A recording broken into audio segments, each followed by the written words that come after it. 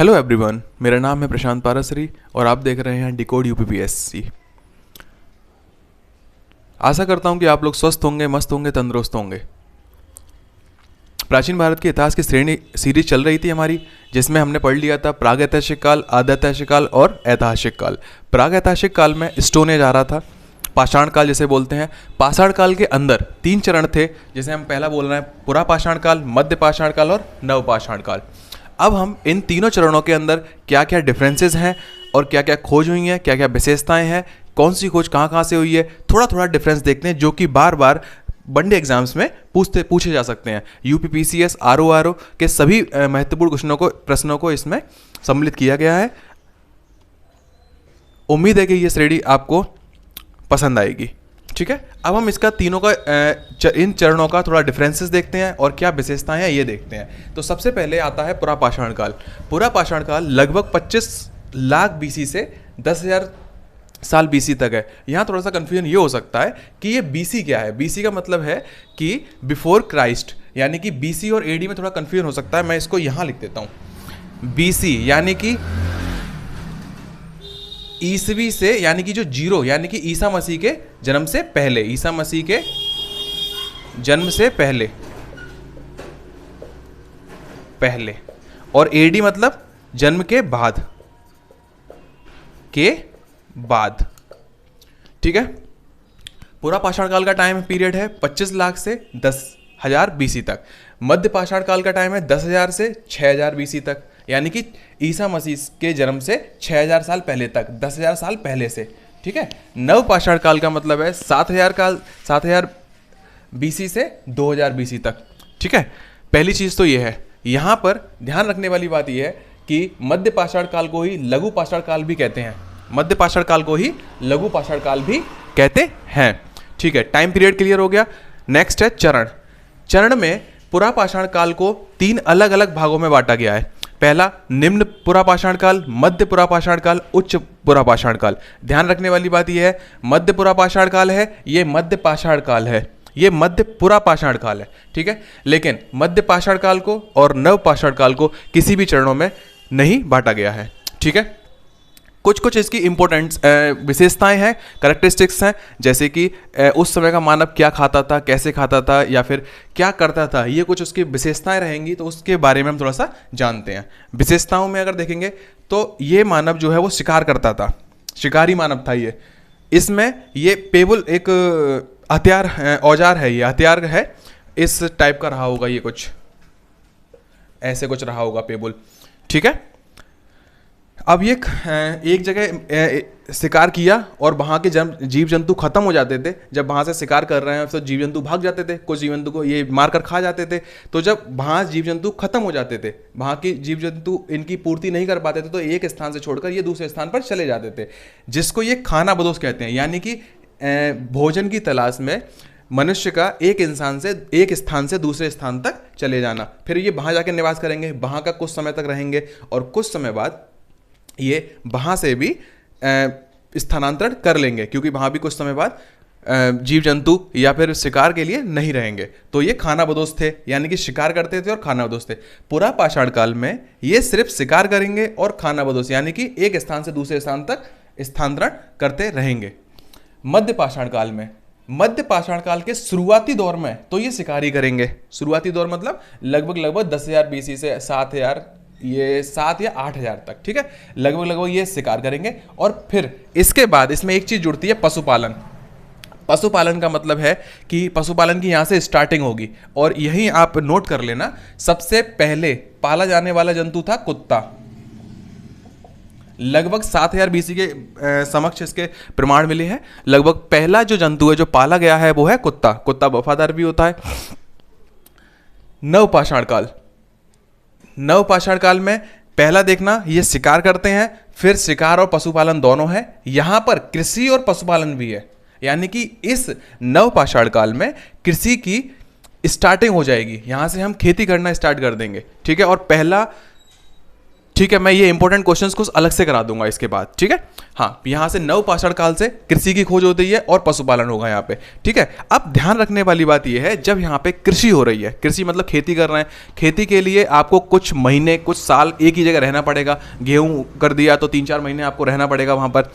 तो यहाँ से स्थायी समाज, यानी कि वहाँ पर अब यहाँ तक इंसान क्या है, कुछ समय रहता है फिर छोड़ के चला जाता है। यहाँ भी कुछ समय रह रहा था इंसान, फिर छोड़ के चला जा रहा था। लेकिन यहाँ से जब इंसान कृषि करना स्टार्ट कर देगा तो यह बाहर रहेगा, प्लस वहीं रहना, स्थायी समाज हो जाएगा। वहाँ पर समाज जो है वो रहना स्टार्ट कर देगा, क्योंकि खेती को ले जाया नहीं जा सकता, फसल को कहीं ले जाया नहीं जा सकता इतने ज़्यादा।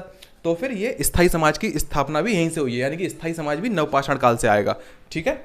इसके बाद देखते हैं कि कौन से काल में क्या खोज हुई है। जैसे पुरा पाषाण काल में आग की खोज हुई है।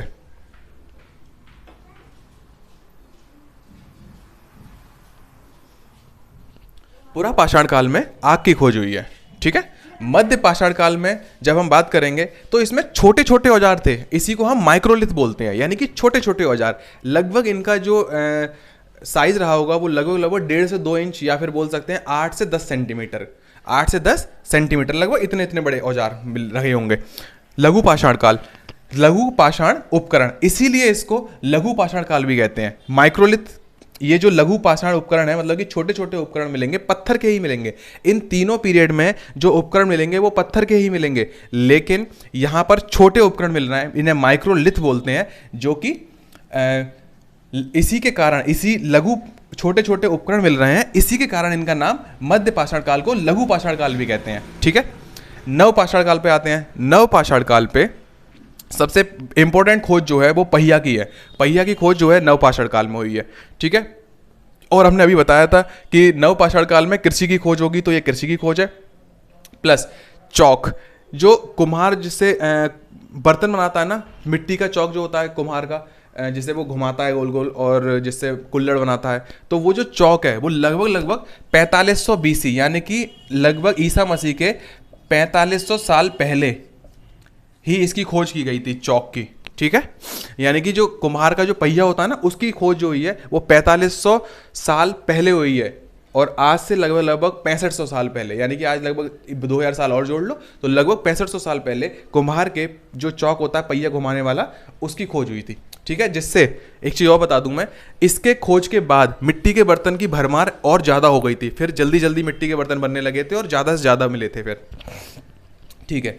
पॉइंट ये है कि पुरा पाषाण काल, मध्य पाषाण काल और नव पाषाण काल, इसमें सभी में कुछ इंपॉर्टेंट जगह है जहां से उनके कुछ साक्ष्य मिल रहे हैं। उन जगह को जरूर याद रखना, क्वेश्चंस वनडे एग्जाम में कई बार पूछे जा चुके हैं, तो इन्हें हम याद रखेंगे। यानी कि स्थल हैं, जो साइट्स हैं, जैसे पुरा पाषाण काल के लिए क्या इंपॉर्टेंट है, इनाम गांव है, बेलन नदी घाटी है, चिरकी नेवशा है, पल्लवरम है। मध्य पाषाण काल के लिए लंगनाज है, महदहा है। तो इनसे क्या इंपॉर्टेंट मिला है और ये इंपॉर्टेंट क्यों है, इन चीज़ को हम यहाँ पर अभी पढ़ते हैं और देखते हैं, ठीक है। सबसे पहले आएगा पुरा पाषाण काल। पुरा पाषाण काल में पल्लवरम से सबसे पहले हैंडेक्स मिला है। मैंने आपको लास्ट चैप्टर में बताया था कि हैंडेक्स क्या होता है। हैंडेक्स का मतलब है कुल्हाड़ी का जो आगे वाला हिस्सा होता है वो, और हाथ से मारा जाएगा उसे, उसमें लकड़ी वाला हिस्सा नहीं होता है, तो वो हैंडेक्स कहलाता है, ठीक है। इनाम गांव जो है महाराष्ट्र में है। बेलन नदी घाटी ये यूपी में पड़ेगी, और चिरकी नेवसा ये भी महाराष्ट्र में है। लगभग चिरकी नेवसा से लगभग 2200 औजार मिले हैं। चिरकी नेवासा से 2200 औजार मिले हैं। ये एक मोटा मोटा आइडिया रख लेना, लेकिन हाँ इंपॉर्टेंट जो होगा वो मैं आपको बता दूंगा। बेलन नदी घाटी इसमें याद रखना, बेलन नदी घाटी से बहुत ज़्यादा साक्ष्य मिले हैं, इसे याद रखना है। लंगनाज मध्य पाषाण काल, मध्य पाषाण काल के लिए सबसे ज़्यादा इंपॉर्टेंट जो है, ये सभी इंपॉर्टेंट हैं, इन्हें याद रखना है। लंगनाज, लंगनाज जो है गुजरात में है, और इसमें 14 मानव कंकाल मिले हैं यहाँ से, ठीक है। लंगनाज गुजरात में है, 14 मानव कंकाल मिले हैं। महदहा, महदहा यूपी में है, यहाँ से हड्डी और सींग के उपकरण मिले हैं। ये कभी कभी क्वेश्चन आ जाता है कि हड्डी और सींग के उपकरण मध्य पाषाण काल युग में कहाँ से मिले हैं, तो ये महदहा है। और ये दमदमा, दमदमा से 41 समाधान मिले हैं।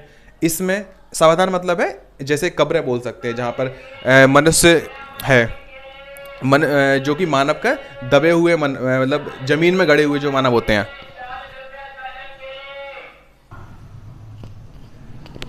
जैसा कि बताया था अभी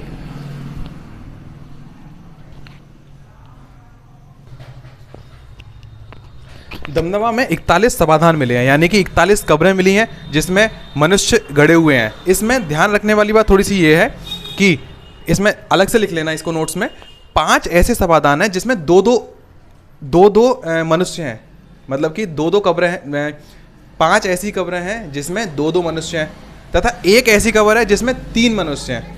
ठीक है, यहाँ इसमें दमदमा में लिख लेना 41 समाधान मिले हैं जिसमें 5 ऐसी कब्रें हैं जिसमें दो मनुष्य मिले हैं, तथा एक ऐसी कब्र है जिसमें 3 मनुष्य मिले हैं। ठीक है, सरायनगर में इंपॉर्टेंट ये है कि इसमें एक ऐसी कब्र मिली जिसमें 4 मनुष्य एक साथ कब्र में थे, 4 मनुष्य एक साथ कब्र में थे। ठीक, जैसा कि मैंने अभी बताया कि मध्य पाषाण काल में पशुपालन की खोज हुई है, तो पशुपालन में सबसे पहला जो जानवर है वो पाला गया है वो कुत्ता, लेकिन इसके साक्ष्य कहाँ मिले हैं? वो हैं आदमगढ़ MP तथा बागौर राजस्थान। पशुपालन की खोज सबसे पहले जहाँ हुई है वो ये, यानी कि पशुपालन के साक्ष्य जहाँ सबसे पहले मिले हैं वो ये बागौर राजस्थान, आदमगढ़ MP यानी कि मध्य प्रदेश, पशुपालन के सबसे पहले साक्ष्य। ठीक है, अब आते हैं नवपाषाण काल पे। नवपाषाण काल में सबसे ज़्यादा इंपॉर्टेंट है संगनकल्लू, जिसमें राख के टीले मिले हैं। संगनकल्लू जगह का नाम है, इसमें राख के टीले मिले हुए हैं। ठीक है, जिसमें सेकंड आता है बुर्जहोम, ये बहुत ज़्यादा इंपॉर्टेंट है, कई बार क्वेश्चन आ चुका है। बुर्जहोम से बुर्जहोम जो कि जम्मू कश्मीर में है, इसमें मानव और कुत्ता एक साथ दफनाया हुआ मिला हुआ है। बुर्जहोम में मानव और कुत्ता एक साथ दफनाया हुआ मिला है। चिरांद में हड्डी के औजार मिले हुए हैं, चिरांद से हड्डी के औजार। इसमें क्वेश्चन बन जाता है कि हड्डी के औजार कहाँ से मिले हैं? चिरांद से। ठीक है, मेहरगढ़ में स्थायी आवास, मैंने आपको बताया था कि सबसे पहले कृषि जो है नवपाषाण काल में विकसित हुई है, और इसके बाद जो ये स्थायी आवास है, यानी कि इंसान का एक जगह आकर रुक जाना, ये मेहरगढ़ से स्थायी आवास के साक्ष्य मिले हैं, यानी कि सबसे पहले जो स्थायी आवास हुआ था वो मेहरगढ़ में हुआ था। अब आपको इसमें याद जो रखना है वो ये कि किस स्थान से क्या चीज़ इंपॉर्टेंट मिली है, ये आपको इसमें याद रखना है। जैसे संगनकल्लू से राख के टीले, बुर्जहोम से मानव और कुत्ता एक साथ दफनाया हुआ, चिरांद से हड्डी के औजार तथा मेहरगढ़ से स्थायी आवास। ठीक है, ये सभी आपको याद रखेंगे, और इससे बनने वाले इंपॉर्टेंट क्वेश्चंस मैं आपको अब लगभग 10 से 15 क्वेश्चंस होंगे जो इंपॉर्टेंट होंगे, उनको मैं एक बार में लिख दे रहा हूं और उनके आंसर्स हम याद कर लेंगे, और आपका ये चैप्टर लगभग कंप्लीट हो जाएगा। ठीक है, आइए कुछ इंपॉर्टेंट क्वेश्चंस पे चर्चा करते हैं। प्रागैतिहासिक काल के जनक रॉबर्ट ब्रूस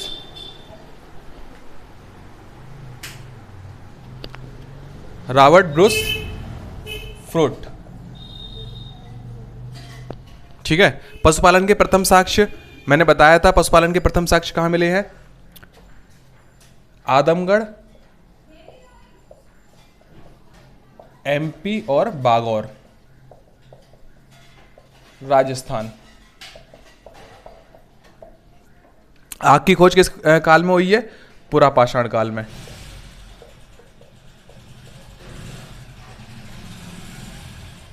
ठीक है, पहिए का आविष्कार कब हुआ है? नवपाषाण काल में।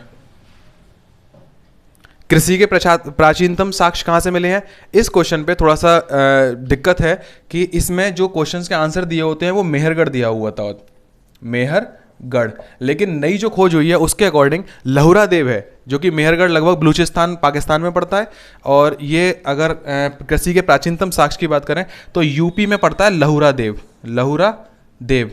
इसमें लगभग 7000 BC के समथिंग खोज हुई है, और यहाँ लगभग 9000 से 7000 BC के सब चावल के साक्ष्य मिले हैं। लहुरा देव से 9000 से 7000 BC के बीच में चावल के साक्ष्य मिले हैं, लेकिन मेहरगढ़ से 7000 BC है। तो अगर ये क्वेश्चन आए कि भारतीय उपमहाद्वीप में सबसे पहले कृषि के प्राचीनतम साक्ष्य मिलेंगे तो वो लहुरा देव पर टिक करना है आपको। ठीक है, यहाँ ध्यान रखना है। प्रथम पालतू जंतु जो है वो कुत्ता है, और प्रथम फसल जो उगाई है, पहली फसल जो उगाई है वो दुनिया को ये लगेगी कि चावल है या कुछ है या गेहूं है, लेकिन प्रथम पहली फसल जो उगाई गई है वो जौ है।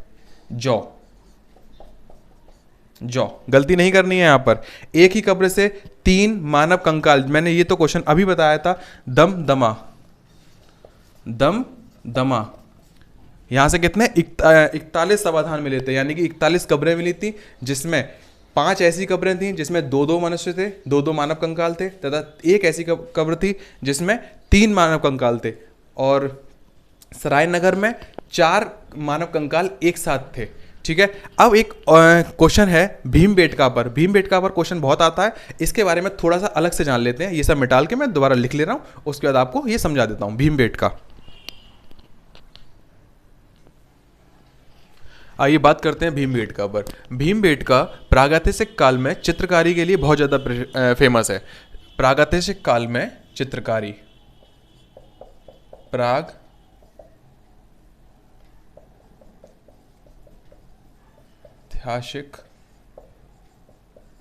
काल में चित्रकारी, चित्रकार में बहुत ज़्यादा फेमस है भीमबेटका। ठीक है, भीमबेटका एमपी में स्थित है, लिखा है कहीं नहीं, एमपी में स्थित है, विंध्य पर्वत में, विंध्य पर्वत में। ठीक है, विंध्य पर्वत में स्थित है। लगभग 10 किलोमीटर स्क्वायर, यानी कि इतना लगभग एरिया है इसका। इसमें लगभग 500 से अधिक चित्रकारी मिली हुई है, और 500 से अधिक चित्रकारी मिली हुई है। और ये चित्र हैं किसके, ये सबसे ज़्यादा इंपॉर्टेंट है, ध्यान रखना है। पशु, पक्षी और मनुष्य, पशु पक्षी और मनुष्यों के इसमें चित्र हैं। लगभग 500 से अधिक चित्र मिले हुए हैं, और ये इसका एरिया लगभग 10 किलोमीटर स्क्वायर का है। प्रागैतिहासिक काल में चित्रकारी कर रहे हैं। इसकी खोज BS बाकड़कर ने करी है, और ये स्थित है MP के विंध्य पर्वत में स्थित है। इससे ज़्यादा इंपॉर्टेंट क्वेश्चंस और उम्मीद है कि नहीं आए। आपको ये सीरीज़ कैसी लग रही है बताएं। कोई सजेशन देना हो तो कमेंट्स करें, और लाइक करें, सब्सक्राइब करें, शेयर करें। Thank you.